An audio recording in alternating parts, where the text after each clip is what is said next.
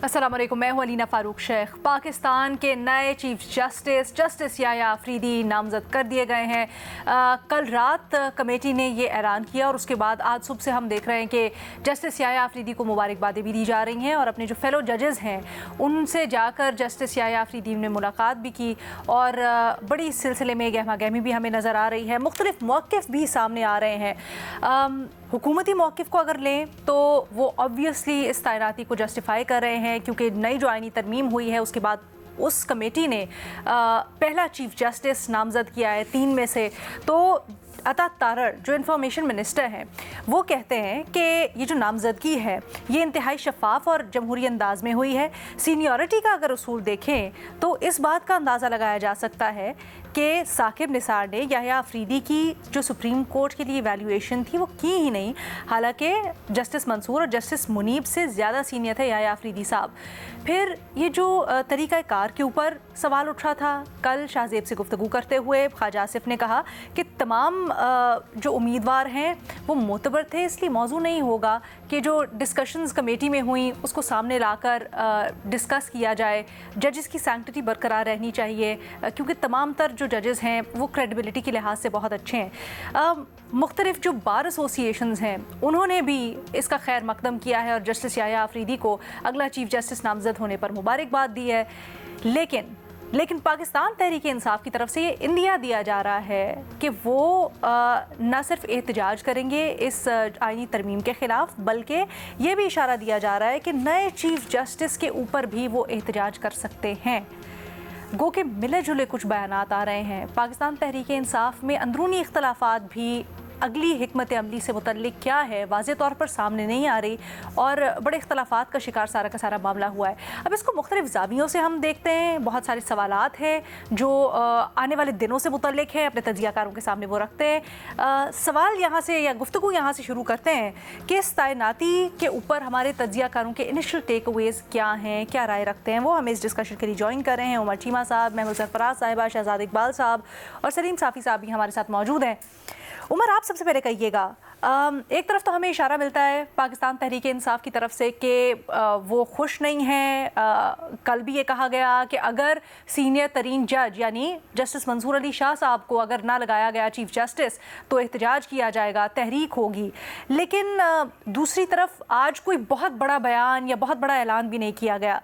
क्या समझा जाए? क्या ये तनाज़ा याह्या आफरीदी साहब की शख्सियत के ऊपर या नामजदगी के ऊपर सेटल होता हुआ या हो गया या फिर आगे कुछ और है? अलीना, मेरे ख्याल है कि जो जस्टिस याह्या आफरीदी हैं उनकी शख्सियत ऐसी है कि जिस पे एतराज़ उठाना किसी पार्टी के लिए भी इंतहाई मुश्किल है और वो कई लिहाज से है, यानी कि इवन के वो इस तरह की शख्सियत हैं। और अगर मैं उनके माजी से हवाला दूं कि अगर कल कोई ऐसा केस आता है कि पीटीआई वाले कहेंगे कि आप हमारा केस ना सुने, हमारा यानी कि हमें आप हमारे बारे में कोई गलत राय रखते हैं या जो भी आपने फलां टाइम ये किया था, तो वो कहेंगे अच्छा मैं इसे रिक्यूज करता हूँ, कोई और आप ले आएँ। तो लिहाजा ये कोई इस तरह इशू मुझे बनता हुआ नजर नहीं आता। और जस्टिस जो याह्या आफरीदी हैं ये अपनी प्रैक्टिस में बहुत ज़्यादा ये कंसिस्टेंट है कि जो भी इनका एक स्टाइल है, अप्रोच है, एक ट्रूली एक होता है ना अपनी लाइन को फॉलो करना कि जो लॉ की रिक्वायरमेंट है, या इवन जो हम आमतौर पे इंडिपेंडेंस की बात करते हैं कि कोई अपने ख्यालात में, या जो एक जज है वो अपनी जजमेंट में बहुत इंडिपेंडेंट होता है लेकिन उसका अपने एक दायरे के अंदर रहते हुए अपनी इंडिपेंडेंस को फुली एक्सरसाइज करना, और जिधर अपनी अकाउंटेबिलिटी की बात हो तो अपने आप को लॉ के सामने, कानून के सामने सरनगू करना। जस्टिस याह्या आफरीदी उस तरह के जजेस हैं। और बाकी तो जजेस हैं ना कि जिनका ओवरऑल ट्रैक रिकॉर्ड अच्छा रहा, लेकिन दरमियान में कभी कोई राइट लेफ्ट, कोई एक साइड पे उलट गए, कभी दूसरी साइड पे हो गए, इनका वो भी कोई ऐसी एग्जाम्पल नहीं मिलती। तो मेरे ख्याल है कि पीटीआई के लिए बड़ा मुश्किल होगा कि अगर जस्टिस याह्या आफरीदी पर एतराज करते हैं तो वो क्या करेंगे। तो वो उन्होंने कल तो शायद कोई रवायती अंदाज में बात कर दी कि हमारे जो लोग हैं कोई तवक्को रखते हैं कि हम अपना रद्द अमल दें, शायद कोई इसलिए कर दी हो। अभी भी इन्हें इवन जो वकला हैं सवाए इसके कि कोई वो लेजिस्लेशन पे कोई इतराज़ करें, जस्टिस यही आफरीदी पर इतराज़ बहुत मुश्किल नज़र आता है कि उन पे कोई इतराज़ कर सके। अच्छा, एक और बड़ा अहम सवाल अब जन्म लेता है, कॉन्स्टिट्यूशनल बेंचेस और उनका सीनियर तरीन जज अब कौन होगा? क्या आप समझते हैं कि जस्टिस मुनीब, जस्टिस मंसूर शाह अब उस दौड़ में शामिल हो गए? देखिए, वो दौड़ का फैसला जो है वो तो जुडिशल कमीशन ने करना है, और कि उस बेंच को कौन प्रिजाइड करेगा। अगर इसका अंदाज़ा इस बात पे लगाएं कि जो अभी प्रेजेंट सिचुएशन है उसमें जो सीनियर तो चीफ जस्टिस ही हो जाता है सबसे, तो अगर उनसे बाद में देखा जाए तो वो अमीनुद्दीन खान आते हैं, जस्टिस मंसूर अली शाह या जो जस्टिस मुनीब हैं, इनके लिए तो इनसे बचने के लिए तो उन्होंने कॉन्स्टिट्यूशनल बेंच अलग किया है, तो मुझे नहीं लगता कि इनके लिए इनको कोई उधर कोई स्पेस मिलेगी। ज़्यादा चांसेस यही हैं कि कोई जस्टिस अमीनुद्दीन खान होंगे या कोई और होगा। अच्छा, शहजाद इकबाल साहब, आप इस सारी सूरत हाल का किस तरह से तज्जिया करें, और ख़ासकर ये बताइएगा पाकिस्तान तहरीक इंसाफ की अगली हिकमत अमली आप किस तरह से देख रहे हैं? क्या कोई अपोजिशन होगी इस नाम के ऊपर या फिर इक्तफा हो जाएगा? बहुत शुक्रिया अलीना। एक तो अताउल्लाह तारा साहब ने जो बात कही कि सीनियरिटी में याया अफरीदी साहब मंसूर अली शाह साहब से भी सीनियर थे, लेकिन उनको सुप्रीम कोर्ट में एलिवेट बाद में किया गया।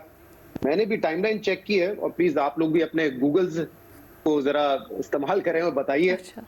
जून 2018 में एलिवेट हुए याया अफरीदी साहब सुप्रीम कोर्ट में, और उससे तकरीबन 4 माह पहले फरवरी 2018 में मंसूर अली शाह साहब एलिवेट हुए हाई कोर्ट से, लाहौर हाई कोर्ट से सुप्रीम कोर्ट में, और दोनों अपने अपने कोर्ट्स के चीफ जस्टिस थे।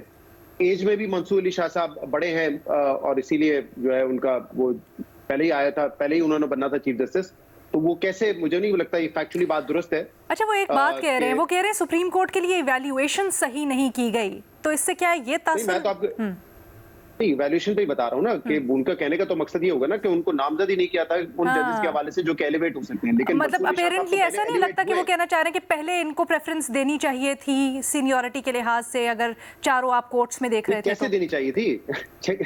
ये असल में पहले जस्टिस मुनीब के मामले में था ऐसा इशू कि इनकी बारी थी और जस्टिस मुनीब को उधर से सिंध हाई कोर्ट से लेकर आए, उनका इशू था कि उनसे ये सीनियर बनते थे, लेकिन जस्टिस यही आफरीदी को बाद में लाया गया। मंसूर अली शाह साहब के केस में बिल्कुल नहीं था, वो चीफ जस्टिस थे लाहौर हाई कोर्ट के, एज में भी बड़े थे, सीनियर थे उनसे, और उनको बिल्कुल अपने टाइम पे एलिवेट किया गया। उनके 4-5 माह बाद जो है याया अफरीदी साहब को एलिवेट किया गया था। दूसरा ये कि क्या साकिब निसार ने 2018 में ये सोचा था कि मंसूर अली शाह साहब जो है वो उनको एलिवेट करना बेहतर होगा ये सारी जुडिशियल पावर को करने के लिए? मुझे नहीं लगता, क्योंकि मंसूर अली शाह साहब किस केस में खड़े रहे जैसे साकिब निसार साहब के साथ? वो तो आईनी बेंचेस का हिस्सा ही नहीं बनते थे, सियासी केसेस का हिस्सा ही नहीं बनाते थे उनको साकिब निसार साहब, जिन्होंने फैसले दिए हैं नवाज शरीफ के हवाले से और दीगर फैसले, उसमें तो थे ही नहीं वो। तो ये कौन सी कॉन्स्पिरेसी है? मेरे ख्याल से जहां याया अफरीदी साहब एक अच्छे जज हैं, अपराइट जज है, और बिल्कुल उनके फैसलों को देख कर नहीं लगता कि उनका कोई बायस है, कोई झुकाव है, अपराइट है। और जैसे मैं कहता हूं दोनों के लिए, और यही चीजें मेरे ख्याल से यही क्वालिटीज मंसूर अली शाह साहब में भी है, और दोनों में वो मसाया कॉम्प्लेक्स भी नहीं है कि देखें हम सेल्फ राइटियस हैं, हम जो है मुल्क को ठीक कर देंगे, फला कर देंगे, ये दोनों में नहीं है। अगर याया अफरीदी साहब के हवाले से कोई ये बात कर रहा है कि नहीं उनको इसलिए लाया गया है कि हुकूमत से करीब है फलाना, तो मेरे ख्याल से बिल्कुल गलत आर्ग्यूमेंट है। लेकिन मंसूर अली शाह साहब मेरे मुताबिक तो वो भी एक डिजर्विंग चीफ जस्टिस बन सकते थे, सीनियरिटी प्रिंसिपल होता, उस पर भी कोई मेरे ख्याल से कोई शख्स उंगली मेरे मुताबिक तो नहीं उठा सकता। उनका भी जो कैरियर है वो भी एक अपराइट जज का रहा है। हम पिछले प्रोग्राम्स में अलीना कई सालों से डिस्कस कर रहे हैं सियासी फैसले, ये हुआ फलाना पनामा के वक्त, नवाज शरीफ के वक्त, इमरान खान के वक्त, किस बेंच में हमने कहा है कि मंसूर अली शाह साहब ने इस तरह का फैसला दे दिया? ये अभी 12 जुलाई के बाद उनको ये एहसास हुआ है, जो कि सीटें जो डिजर्व नहीं करती थी हुकूमत और वो उनको चाहिए थी, उन्होंने अटेम्प्ट की, सुप्रीम कोर्ट ने उसके खिलाफ फैसला दे दिया, उसके बाद ये सारी थ्योरी शुरू हुई है।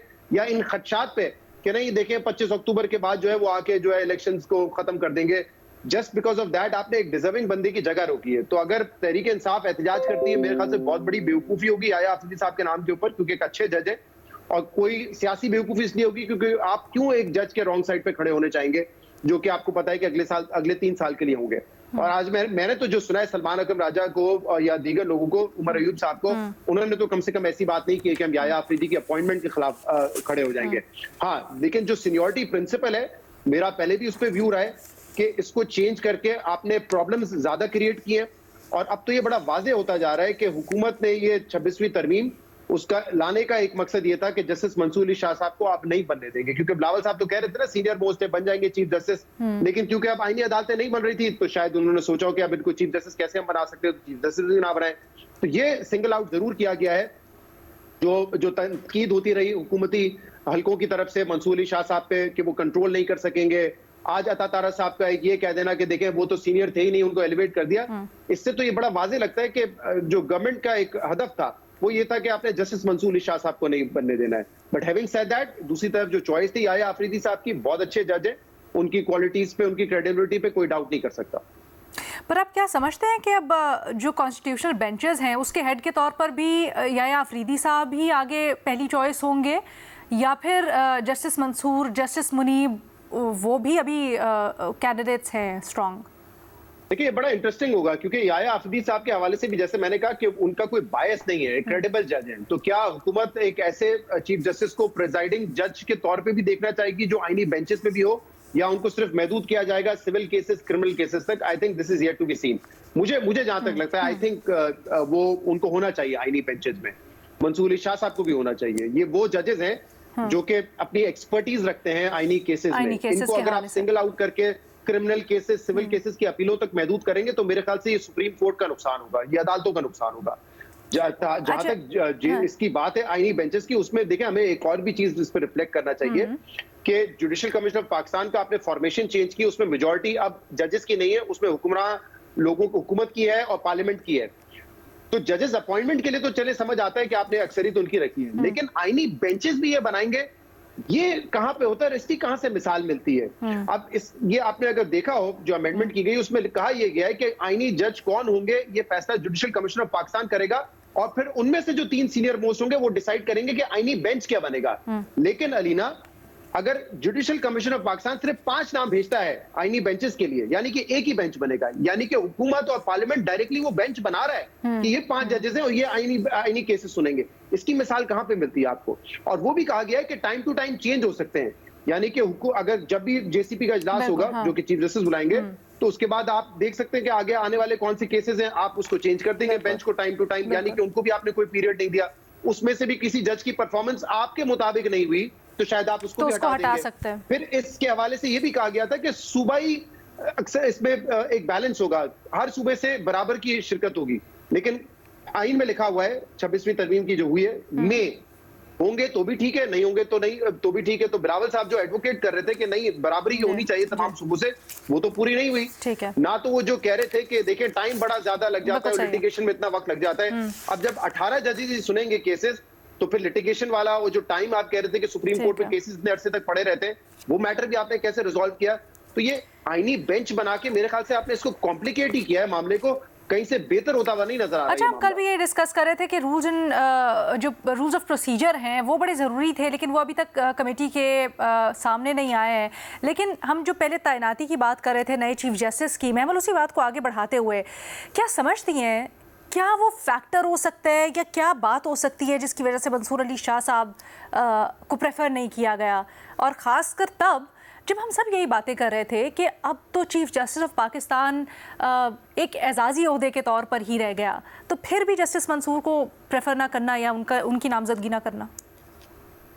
देखिए रीना, यहाँ जो एक सीनियरिटी की बात हो रही है वो अपनी जगह ठीक है, लेकिन तारीख को हम जो है दरमियान से शुरू नहीं कर सकते। तो यहाँ पर हमने देखा है कि ये सीनियरिटी जो है जुडिशरी के अंदर वो कोई उम्र या सलाहियत के लिहाज से कि कोई कोर्स पास कर लिया, कोई इस तरह की चीज़ कर ली, तो उसकी वजह से तो नहीं होती, बल्कि जब कब एलिवेट किया तो सीनियरिटी वो तय करती है। तो हमने देखा है कि माजी के जो चीफ जस्टिस साहिबान यहाँ पर हैं, खासतौर पर साकिब निसार साहब, वहाँ बहुत सारे चीफ जस्टिस ने इसके ऊपर यानी एलिवेशन के ऊपर मैनिपुलेशन एक की थी। या आप अगर ये याया आफरीदी साहब का भी देख लें केस, तो इसके अंदर भी उनको बाद में करना, पहले नहीं करना कि ताकि मुनीब अख्तर साहब चीफ जस्टिस बन सके। तो ये एक कहा जाता है लीगल फ्रेटर्निटी के अंदर बहुत बातें होती हैं कि जी ये एक पार्ट ऑफ द प्लान था, एक लंबी सेटिंग कर रहे थे 2023-24 वगैरह के लिए कि टेन्योर्स मैनेज हो रहे थे, जिस तरह के काजी फैज़ल साहब के खिलाफ जिस तरह की रेफरेंस आई कि वो चीफ जस्टिस ना बने, तो ये टेन्योर मैनेज हो रहे थे। तो ऐसा तो नहीं है लीना कि माजी में जो एलिवेट हुए सब मेरिट पे हुए और अब अमेंडमेंट की वजह से जो डिस्क्रेशन आ गई है। हाँ, पहले ये डिस्क्रेशन जो है वो जुडिशरी, चीफ जस्टिस साहब वगैरह के पास थी, अब ये मैनिपुलेशन के लिए इस्तेमाल जो है वो कर रहे थे पहले, अब जो है ये डिस्क्रेशन पार्लियामेंट के पास आ गई है या सियासतदानों के पास हो गया, वो भी इसको शायद मैनिपुलेशन के लिए इस्तेमाल करेंगे। लेकिन एटलीस्ट जो चीज मैं समझती हूँ कि जो पार्लियामेंट है, जो सियासतदान है, उनके पास जब ये पावर्स रहेंगी तो उनको कुछ ना कुछ तो अकाउंटेबल ठहराया जाएगा। आप देखिए लीना, जो 15 सितंबर को अमेंडमेंट्स जो लाई जा रही थी, जिसका ड्राफ्ट बाद में सामने भी आया, वो कितनी ड्रैकोनियन थी। उसके बाद क्या हुआ, उस पर प्रेशर आया तो आपने उसको टोन डाउन किया काफी हद तक। ये नहीं है मैं कह रही कि इसके अंदर ओवर रीच नहीं है, बहुत सारी चीजें हैं, लेकिन एटलीस्ट पॉलिटिशियंस को अकाउंटेबल तो होना पड़ा। अब ये कहा जा रहा है कि जी जस्टिस याया को ये भी बात हो रही है कि जी उनको एक्सेप्ट नहीं करना चाहिए था, तो फिर ये तो जस्टिस मुनीब ने जब एलिवेट हो रहे थे तो उस वक्त भी ये बात हो सकती थी। तो ये वाली चीजें मेरे ख्याल में ये नहीं होने चाहिए। ये इस सिस्टम में एक मैनिपुलेशन जो है लीना, ये कई दहाइयों से हो रही है। हमने देखा है कि खासतौर पर जो जैसे जमाली साहब की बात तो बहुत हुई, और क्या अमेंडमेंट के नतीजे में ये रुक जाएगी मैनिपुलेशन? बिल्कुल नहीं। अब जजेस नहीं करेंगे, अब सियासतदान करेंगे, और वो जब करेंगे तो उन पर क्रिटिसिज्म भी आएगा, खा वो मीडिया से हो, खा वो जुडिशरी से हो, खा वो सिविल सोसाइटी से हो, खा वो अवाम से हो, खा वो विद इन पार्लियामेंट से हो। ये नहीं हो सकता कि जजेस और एस्टैब्लिशमेंट जो मैनिपुलेशन कर रहे थे वो ठीक थी, लेकिन सियासतदान करे तो वो बहुत बुरी है, सब बुरी है। लेकिन बहरहाल एक पॉलिटिशियन फिर भी मैं समझती हूँ अपने एक्शंस के लिए अकाउंटेबल जरूर है। आपने देखा होगा कि बिलावल भुट्टो साहब ने कितनी एफर्ट, मौलाना के घर कितनी दफा जो एक रेल पेल लगी हुई थी, हमने वो सब कुछ देखा। तो ये नहीं था कि एक जी चेंबर में 2-3 लोगों ने फैसला किया और वो फैसला हो गया। अब आ जाए लीना इस तैनाती हो भाई याया अफरीदी साहब की, ये जिस माहौल में बिल्कुल एक कंट्रोवर्सी ने जन्म लिया, लेकिन जस्टिस याया अफरीदी के बारे में ये बिल्कुल अभी शहजाद ने बात की है, उमर ने बात की है, उनके बारे में आप एक बात तो कह सकते हैं कि वो अपनी ज्यूरिस्प्रूडेंस के में कंसिस्टेंट रहे हैं। उनकी जजमेंट्स के लिहाज से ना पीएमएलएन ये कह सकती है कि वो पीटीआई के साइड पे है, ना पीटीआई ये कह सकती है कि वो पीडीएम की साइड पे है। उनका एक अपना डिफरेंट पॉइंट ऑफ व्यू है, वो बाय द बुक चलते हैं। आप किसी भी लीगल एक्सपर्ट से पूछे तो वो उनके बारे में यही कहते हैं। वो कोई खोसा या साकिब निसार या बंदयाल तो नहीं थे कि उन्होंने तबाही फेर दी जुडिशरी के साथ और इंसाफ के निजाम के साथ, तो होपफुली वो ये तो नहीं करेंगे। अच्छा, काजी फाइज ईसा साहब ने, हमें पता है कि बहुत सी माजी की जो गलतियां हैं उन्होंने रिवर्स करने की भी कोशिश की और उन्होंने एक जुडिशरी की इज्जत बहाल करने की कोशिश की, लेकिन बहरहाल एक पीटीआई के साथ उनकी क्योंकि हिस्ट्री थी जिसकी वजह से वो पॉलिटिसाइज हुए। फिर बैट सिंबल की जो जजमेंट जिसको हमने भी क्रिटिसाइज किया वो उसके बाद कंट्रोवर्शियल भी हो गए। अच्छा, मंसूर अली शाह साहब का आपने सवाल किया, वो भी देखें रिजर्व सीट जजमेंट के ऊपर और जो क्लैरिफिकेशंस की वजह से वो पॉलिटिसाइज हो गए और पीडीएम गवर्नमेंट के लिए। तो कम से कम ये जो अपॉइंटमेंट है जस्टिस याया अफरीदी साहब की, मैं इसको एक फ्रेश स्टार्ट की तरह लूंगी। मैं समझती हूँ कि सुप्रीम कोर्ट और एग्जीक्यूटिव गवर्नमेंट पार्लियामेंट ये उसके लिए एक न्यू बिगिनिंग है। ये ट्रस्ट डेफिसिट जो है ये कम होगा और एक नॉन कंट्रोवर्शियल इंसान है याया साहब, तो इससे जो है हम थोड़ा सा बेहतरी की तरफ जाएंगे। हाँ, जहां तक आपने ये कॉन्स्टिट्यूशनल बेंचेस की बात की, इस पे शहजाद ने भी बड़ी तफसील में बताया कि बड़ी एक कॉम्प्लिकेशन है, बड़ी एक कंफ्यूजन है। अगर ये जिस तरह आज भी आपने देखा होगा कि केस के अंदर उन्होंने कहा कि जी ये आईनी बेंच को आप भेज दें, तो वो वाली जो चीजें, ये जो कंफ्यूजन कॉम्प्लिकेशन, क्या ऐसा होगा कि जी हर चीज सुप्रीम कोर्ट कह रही होगी आप इनको भेज दें, कोई तो चीज को किस तरीके से तय करेंगे, ये कंफ्यूजन बरकरार नहीं रहनी चाहिए क्योंकि इस तरीके से तो सिस्टम को बहुत नुकसान होगा।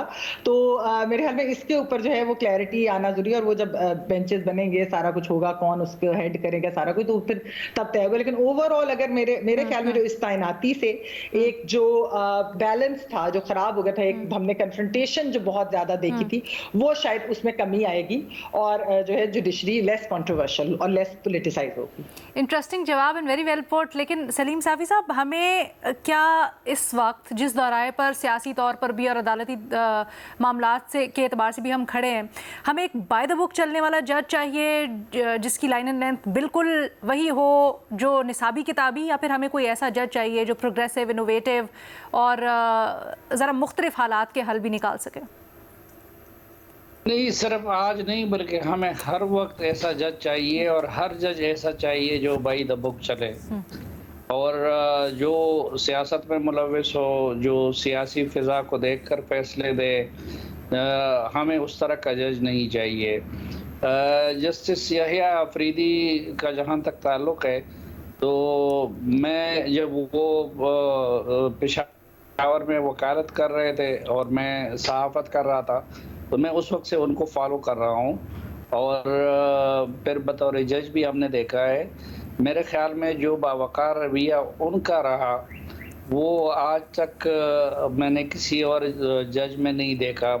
हमारे जो नाम बड़े जजेस हैं, मसलन मैं इसकी एक मिसाल देता हूँ कि जब से वो जज बने हैं मैंने उनको किसी समाजी तकरीब में या किसी शादी में या किसी गमी में उनको नहीं देखा।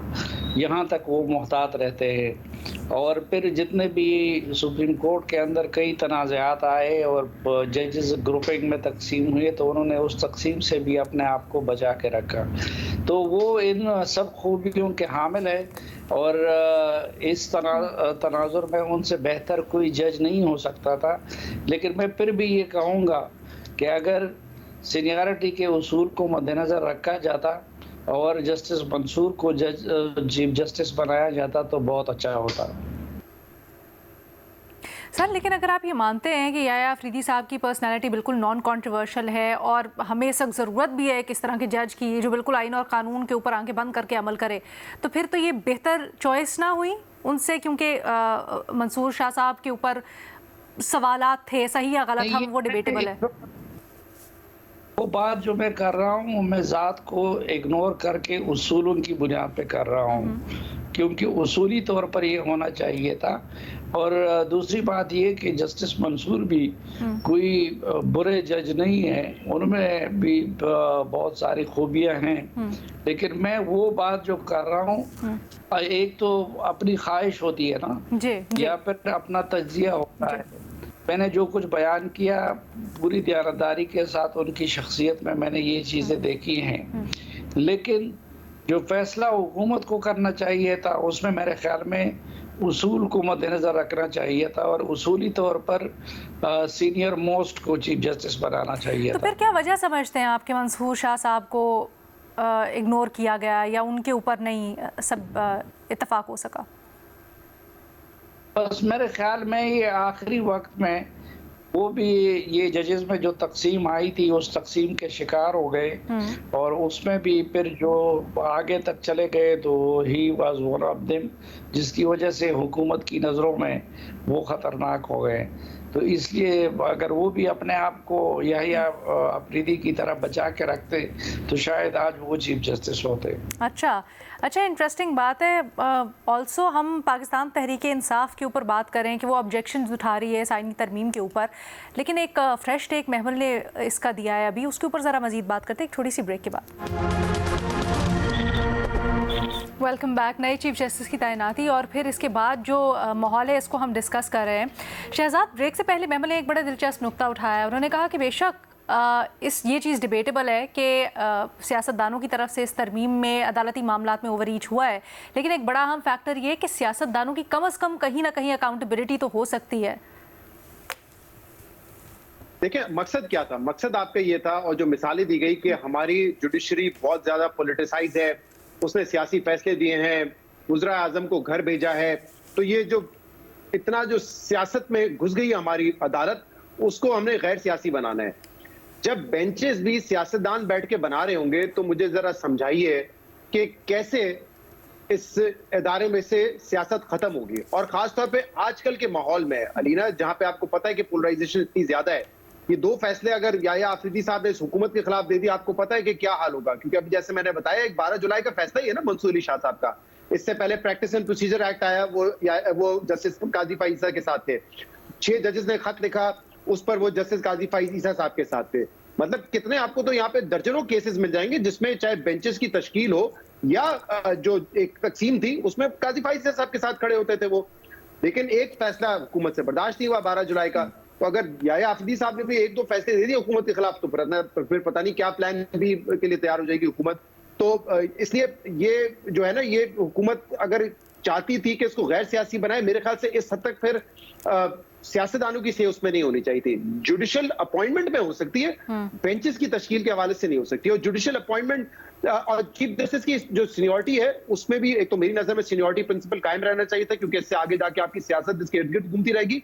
दूसरा, अगर आपने करना भी था तो जो पार्लिमानी कमेटी थी उसमें ऑपोजिशन और हुकूमत के बराबर की नुमाइंदगी होनी चाहिए थी। ये जो आपने किया है कि पार्लियामेंट्री पोजीशन होगी जिसकी ज्यादा उसको ज्यादा मिलेंगे नंबर्स, तो उसमें तो हमेशा हुकूमत की जो है वो बढ़ती रहेगी। दूसरा ये कि देखिए, मिसालें दी जाती हैं, चाहे भुट्टो साहब की फांसी हो, गिलानी साहब का निकलना हो, को डिस्क्वालीफाई करना हो, नवाज शरीफ को डिस्क्वालीफाई करना हो, क्या हमारी अदलिया इतनी ताकतवर थी या जजेस इतने ताकतवर थे कि अकेले वो काम कर गए थे? ऐसा तो नहीं था, आपको पता है। ताकतवर हल्के उनके साथ थे जिस बुनियाद पे वो फैसले उन्होंने दिए, और जब नहीं होते ताकतवर हल्के सुप्रीम कोर्ट के साथ तो आपको पता है क्या हाल होता है। जस्टिस बंदियाल साहब वाला हाल होता है कि 90 दिन में इलेक्शन का ऑर्डर दे देते हैं, लेकिन सुप्रीम कोर्ट के फैसले को कोई नहीं मानता। तो अगर आप सिर्फ ये कहते हैं कि नहीं ये जजेस सियासी थे और हमने इसको तरमीम ला के हमने इसको तब्दील कर दिया है, ऐसा नहीं होगा। हर इदारे को अपना रवैया बदलना पड़ेगा, हुकूमत को भी अपना रवैया बदलना पड़ेगा, जो ताकतवर इदारे उनको भी बदलना पड़ेगा। अगर आप इम्पोज करते रहेंगे अपने फैसले उन पे, तो कोई ना कोई जो कमजोर जजेस होंगे या जो बायस जजेस होंगे वो आपके साथ आके मिल जाएंगे। महमल जवाब देना चाहेंगे? जी लीना, देखिए बात यह है कि ऐसा नहीं है कि सियासतदानों को पता नहीं है कि बहुत सारी चीजें जो हैं उनके गले नहीं पड़ेंगी। आपको याद होगा उसी दिन गिलानी साहब का एक जो शॉट था वो काफी वायरल भी हुआ, जिसके अंदर उनसे पूछा जा रहा है कि सियासतदानों के गले चीजें पड़ जाती, तो उन्होंने इफ्तिखार चौधरी साहब की जो है उन्होंने मिसाल दी। उन्होंने कहा मैंने रिस्टोर किया था और देखो फिर मेरे साथ ही क्या हुआ। तो ऐसा नहीं है कि सियासतदानों को पता नहीं है कि उनके साथ जो है वो क्या चीज होती है। और ये बात दुरुस्त है कि एक पोलराइजेशन जरूर है, लेकिन जो जस्टिस मंसूर अली शाह साहब की मैंने आपको पहले भी लीना बताया था और हम इस प्रोग्राम में डिस्कस भी कर चुके हैं कि एक तो ये फैसला है, लेकिन दूसरा जो उनकी एक प्राइवेट गैदरिंग में जो उनकी बात हुई और उस बात को जिस तरीके से फिर वो रिपीट भी हुई, पता चला गवर्नमेंट को कि क्या बात वहां पर हुई थी। और मैंने तो खैर उस पर कहा था कि एक प्राइवेट गैदरिंग की चीज के ऊपर आपको ये वाला फैसला नहीं लेना चाहिए कि आप उसकी वजह से उनको चीफ जस्टिस एलिवेट ना करें, लेकिन ये हुकूमत ने उस चीज को बहुत सीरियसली लिया। और उसके अलावा भी कुछ जो है उनके सर्कल में से या उनकी फैमिली में से भी कह ले कोई इस तरह की एक आधी बात इस तरह की हुई है कि जिसकी वजह से जो रिपीट हुई, तो फिर उसकी वजह से एक गवर्नमेंट के अंदर ट्रस्ट डेफिसिट बन गया। और फिर रिजर्व सीट जजमेंट का मैंने आपको इससे पहले कहा था कि 3 मई को आजम साहब जो इन गुड फेथ गए, उन्होंने जाकर आजम तारड़ साहब ने बात की और 6 मई को जो है पेशावर हाईकोर्ट वाली चीज कर दी जस्टिस साहब ने। और फिर वो जो हुकूमत का ये कहना है कि इतनी जल्दी क्या थी, और फिर रिजर्व सीट का जो फैसला आया उससे हुकूमत जो है वो इख्तलाफ करती है। हम उसके साथ एग्री डिसएग्री कर सकते हैं, लेकिन मैं आपको हुकूमत की बात करी तो जो ट्रस्ट डेफिसिट था लीना, वो इस वजह से जो है जस्टिस मंसूर अली शाह पे अनफॉर्चुनेटली हुआ। तो इसको तो ट्रस्ट डेफिसिट तो ये हुकूमत कह रही है ना कि हमारा एतमाद वहां से उन पे उड़ गया। आप इसको दूसरी तरफ से भी तो देख सकते हैं, क्या हुकूमत चाहती थी कि उनकी सीटों का तहफ़्फ़ुज़ हो, जो मंसूर अली शाह साहब देने के लिए उनको तैयार नहीं थे। तो ये हुकूमत के वर्जन पे तो हम नहीं रिलाई कर सकते ना। मैं आपको वैसे बताऊं कि इसके अंदर तो लीगल फ्रेटर्निटी ये कहती है कि ये होना नहीं था कि जो हुकूमत समझ रही थी कि इतना आगे जाके चीज करनी थी। अमेंडमेंट देखिए, आपको ये देखने की जरूरत है अलीना कि अमेंडमेंट दुरुस्त है या नहीं, कि अगर आपका सियासी मुखालिफ ये काम कर रहा होता तो क्या आपको एक्सेप्टेबल होता? यही पीटीआई अगर इकदाम ले रही होती तो क्या नून लीग, और कोई बात नहीं है कि अगली हुकूमत पीटीआई की हो और वही इन सारी चीजों से वो करे। आप जजेस के बेंचेस भी बनाए, क्या नून लीग ये इख्तियार पीटीआई को देती जब वो पावर में थे? मेरे ख्याल से तो बिल्कुल नहीं देती।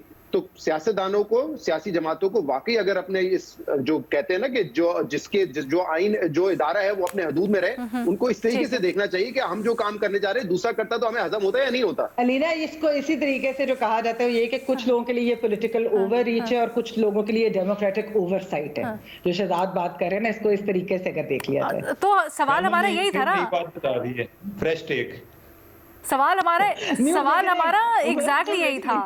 सवाल हमारा एग्जैक्टली यही था जिससे हमने शुरू किया था, और आपने कहा कि अगर डेमोक्रेटिक ओवरसाइट है तो वो जस्टिफाइड है।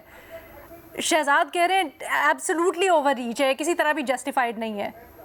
नहीं अलीना, मैंने तो इसको पहले कहा कि अमेंडमेंट्स में ओवर रीच है। आपको पता है कि मेरा अमेंडमेंट्स के ऊपर क्या टेक है। मैंने ये भी कहा था कि प्राइवेट गैदरिंग की वजह से इस तरह की चीजें होनी चाहिए, लेकिन मैं ये कह रही हूँ कि कम से कम हम सियासतदानों को अकाउंटेबल ठहरा सकते हैं। यहाँ पर आपके सामने हमने देखा है पिछले 15 साल में जुडिशरी ने क्या क्या नहीं फैसले किया। हमने क्रिटिसाइज भी किया, लेकिन क्या हम उनको अकाउंटेबल ठहरा सके? आप मुझे बताएं, पिछले जो चीफ जस्टिस थे उनमें से मतलब साकिब निसार हो जाए, बंदयाल हो जाए, खोसा साहब हो जाए और लोग हो जाए, इनकी जो इफ्तिखार चौधरी हो जाए, इनको हम इनमें से कौन अकाउंटेबल ठहराया गया अभी तक? क्या इनके साथ वो इनके फैसलों की वजह से क्या चीज, कुछ चीज चलो रिवर्स होगी क्या होगा, लेकिन जो नुकसान हुआ है, क्या उसके माजी का जो नुकसान हुआ है, सियासत का जो नुकसान हुआ है, इस मुल्क का जो नुकसान हुआ है, मईशत का जो नुकसान हुआ है, क्या उसको कोई आप कर सके? उसको खत्म नहीं कर सके। माजी के जजेस से जिन लोगों ने मिलकर उनके साथ काम किया उनका हो गया एहतसाब? बिल्कुल, उनका भी एहतसाब नहीं हुआ। यही बात है शहजाद, मैंने पहले भी कहा कि एस्टैब्लिशमेंट हो या जुडिशरी हो, यानी कि मिलिट्री एस्टैब्लिशमेंट हो या जुडिशियल एस्टैब्लिशमेंट हो, क्या इन दोनों का हिसाब हो सकता है? क्या इन दोनों को अकाउंटेबल ठहराया जा सकता है कि इनके एक्सपेरिमेंट की वजह से, इनके मैनिपुलेशन की वजह से हम जिस नहज पे पहुंचे हैं? कम से कम हम सियासतदानों को, सर मैं ये जरूर समझती हूँ कि वो जब ओवर रीच करेंगे, हम उनको यहाँ पर उनको एक्चुअली बहुत ज्यादा सख्त अल्फाज में उन्हें कहा जाएगा, दूसरों पे तो थोड़ा सा जो है ना पर भी जलते हैं बात करते हुए। बट एक्चुअली ये हो भी सकता है प्रैक्टिकली, कैसे उनकी अकाउंटेबिलिटी? क्योंकि एक तो सियासतदानों की अकाउंटेबिलिटी का तरीका है ना इलेक्शंस, उसके ऊपर क्या होता है हम सबको पता है। दूसरी अकाउंटेबिलिटी का तरीका क्या सिर्फ मीडिया सख्त अल्फाज कह लेगा एंड दैट्स अबाउट इट? मैंने आपको भी एग्जांपल दी है कि देखें आप 15 सितंबर वाला ड्राफ्ट देखें और आज जो अब हुआ है, तो इसमें भी काफी ज्यादा प्रॉब्लम्स हैं, लेकिन उसके साथ अगर आप मिलाएं तो मतलब वो कितना खौफनाक किस्म का ड्राफ्ट था। उसको तो ये साफी साहब ने बताया था कि मौलाना साहब ने उसके बारे में क्या अल्फाज इस्तेमाल किए थे उस ड्राफ्ट के बारे में। अच्छा, लेकिन अभी भी कहा जा रहा है कि ये दावा तो हो रहा है कि उसमें से जो जहर है वो सांप का हमने निकाल दिया, लेकिन ये वाला जो बिल है, अमेंडमेंट्स हैं, ये अभी भी उतनी जहरीली हैं। काम तो एग्जैक्टली वही हुआ है। उमर चीमा साहब, आप कहिएगा आपकी क्या राय है? क्योंकि एक इसके ऊपर मुस्तफ़ा नवाज़ खोखर साहब को ही ले लीजिए, उनकी ये भी राय है कि एक और बहरान का बीज बो दिया है हुकूमत ने ये नामजदगी करके। अलीना, पहली बात तो ये है कि जस्टिस यहिया अफरीदी की तैनाती जो है उससे फेडरेशन मजबूत हुई है। आप देख लें कि हम इस पैनल में जो पंजाबी लोग हैं, हम यहिया अफरीदी जो है उनको अप्रिशिएट कर रहे हैं, हम कह रहे हैं कि बहुत अच्छी उनकी तैनाती है।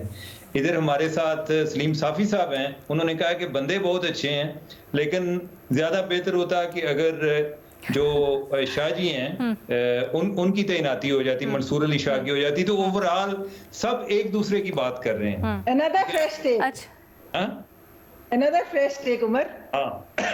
Very good. बात है कि देखें, ये जो बातें हो रही है ना, ये जो उमर का तो जेलस होना बनता है। मुझे नहीं पता कि आप भी इससे इतनी वो होंगी। नहीं, मैं तो इन लोगों की जेलसी के ऊपर जानकर इनको वो हौसला दे रही हूँ तो जेलस ना हो। जी उमर। तो बाकी जो था ना, महमल का जो इंटरेस्टिंग टेक था, उसके हवाले से जो बहस चल रही थी शहजाद के दरमियान और महमल के दरमियान, देखें मैं वैसे पहले भी मैं ये बात करता आया हूँ कि जो मुकालमे की बड़ी अशद जरूरत है डायलॉग की।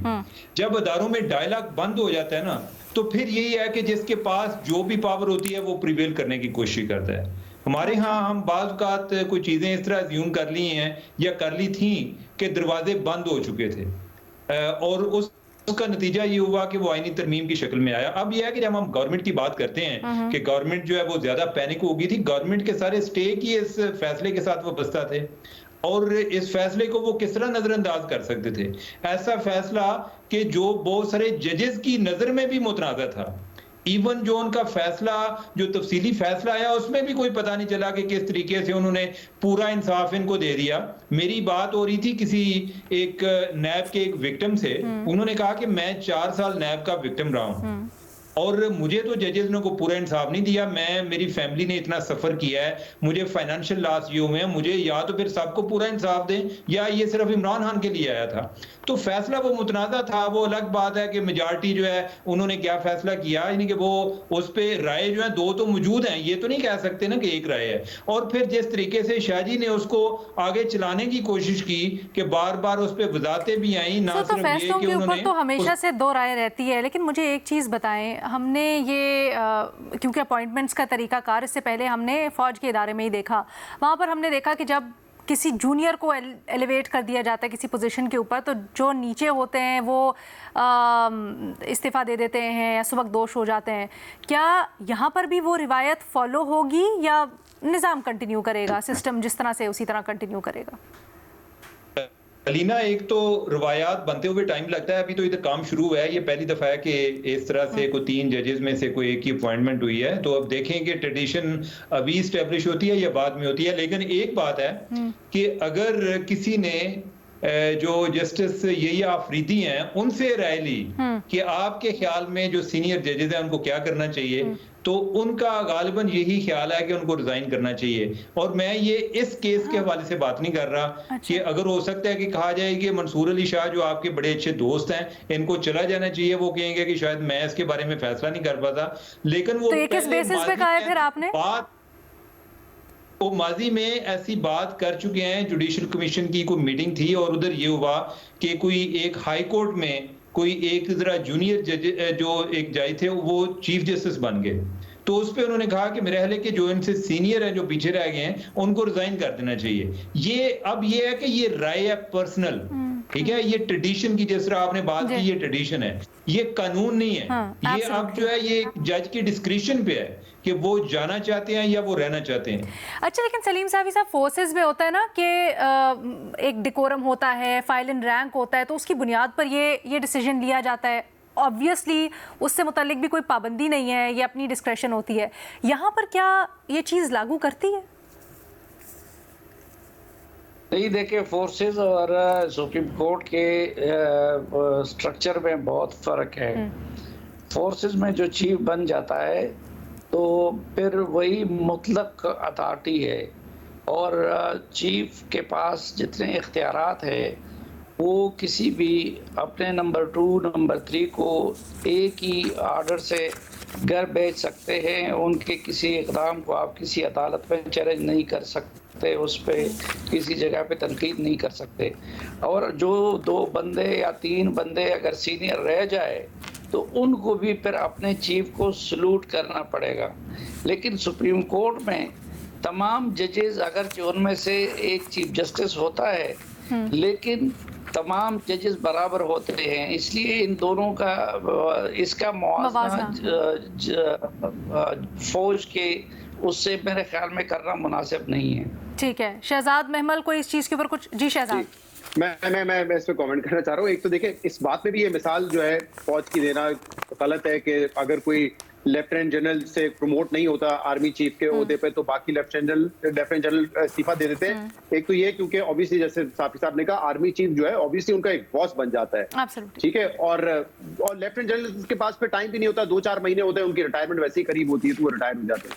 यहाँ पे कॉन्सेप्ट ही डिफरेंट है ना, ऑल जजेस आर इक्वल। जो चीफ जस्टिस है वो एडमिनिस्ट्रेटिव पावर्स तो हैं, लेकिन इसके अलावा वो कोई दूसरे जजेस उनके मातहत नहीं होते। चीफ जस्टिस बनने के बाद वो इंडिपेंडेंट होते हैं, अपने इंडिपेंडेंट जजमेंट दे सकते हैं। ये मिसाल इसलिए मेरे ख्याल से यहाँ पे गलत है और मंसूर अली शाह साहब और मेरे ख्याल से मुनीब अख्तर साहब को ना इस्तीफा देना चाहिए, ना मेरी राय में वो इस्तीफा देंगे। दूसरी बात ये कि एक और भी मिसाल बार बार दी जाती है और कल मैं देख रहा था डिफेंस मिनिस्टर ख्वाजा आसिफ साहब भी बार बार ये कह रहे थे कि देखें वहां पे भी हमारे पास 3-4 नाम आते हैं और उसमें से एक को हम chief of army staff appoint करते हैं। और वहां पे शाहजेब ने उनको कहा भी एक दफा कि देखें वो एग्जीक्यूटिव का डोमेन है, एग्जीक्यूटिव चाहे 4 नामों में से चुने, 10 नामों से चुने, चाहे नाम ले भी ना, वो एक ट्रेडिशन है। यहाँ पे जुडिशरी इंडिपेंडेंट इदारा है, ट्राइकोटोमी ऑफ पावर है, उसमें तीसरा पिलर है वो आपका।